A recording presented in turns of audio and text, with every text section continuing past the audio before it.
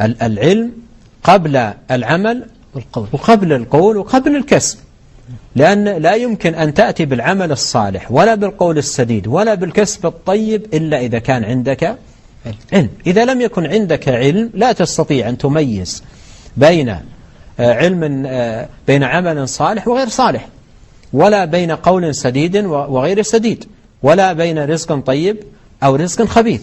فالعلم هو الذي يميز للإنسان الخبيث من الطيب والحق من الضلال والباطل. إذن أول ما نبدأ، أول واجب علينا نحو التوحيد أن نتعلمه،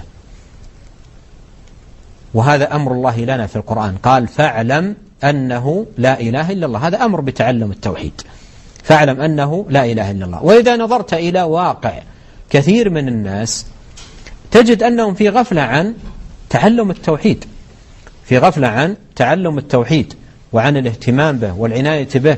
ربما أن بعض الناس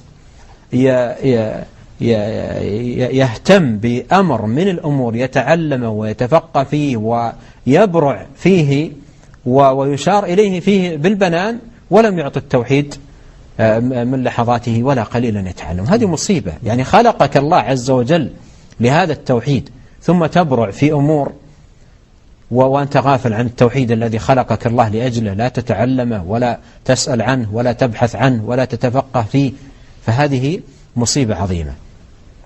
إذن الواجب تعلم، أول واجب نحو التوحيد أن نتعلمه كما أمرنا الله سبحانه وتعالى، فقال فاعلم أنه لا إله إلا الله.